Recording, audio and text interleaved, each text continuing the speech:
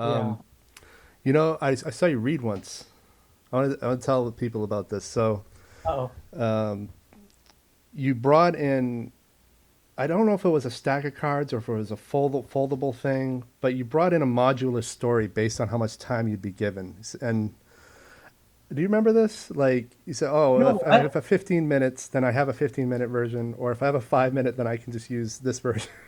Well, you know what's funny? Yes, I do remember that. I got a funny story about that. First of all, that it ended up in the Harvard Review, and they have just yesterday posted it online. It was in a print edition that I thought nobody was going to read, and I was excited to be in it, you know. But then yesterday on Twitter, I go to Twitter and I see a sentence that looks really weirdly familiar, and I'm like, wait a minute. And then I see it's my name, and they're like, we've just posted David Ryan's story. It's called Warp and Weft, and so right now there's a sort of uh, with the three people who follow me, it's like this.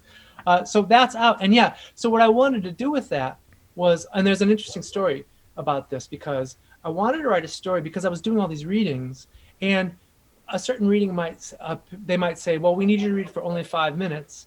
And then another reading might say, well, 20 minutes would be great, or 25 minutes. And then what I found was I was using up all my stories, and I knew that I might end up with the same audience or a similar audience. And so I was like, I'm going to write a story that should hold up together no matter how many pieces I unplug from it or plug back into it. And so there was a method to it that I've now just turned into sort of the method I use for all my writing in a way. But that's a whole other thing. So there were maybe 3 5-minute stories, and there were a couple 10-minute, and then there was one that was maybe 15 to 20 minutes. And the idea was that I could read two of them and it would feel like they were connected, but I could read one of them and it would feel connected, or I could read four of them, or I could read the entire thing and you'd feel it, you'd hear an entire trajectory that moved through it. So Harvard Review contacted me and said, we really like this, but it's too long. We really would like it to be punchier. And I'm like, there was no way for me to edit it to make it any tighter.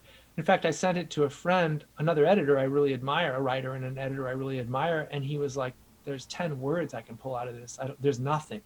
There's nothing to take out of it. So it turns out there was this one section, it was my favorite section, and I was like, what if I just unplug this? Because that's the thing's meant to be, you know, and send them the rest of it. But then I take the one that I unplugged and I send it somewhere else. And so I unplugged it and I sent the version then to the Harvard Review and I said, what do you think about this? And I didn't even bother waiting to hear. And I took the thing I unplugged and I sent it to the Three Penny Review. And 2 days later, Three Penny Review wrote back and said, we won it. And I'm like, yeah. And then the Harvard Review wrote back and said, perfect. I'm like, oh my God, it was one of those like perfect moments that could not happen. Probably will never happen again.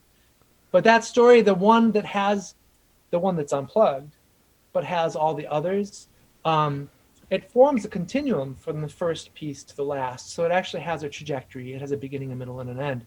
And that's up at the Harvard Review's website right now. Nice. So, I'll link to that. So you have yeah. something to push. That's great. Um, Yeah. um, I mean, you of course always have this book, Animals in Motion.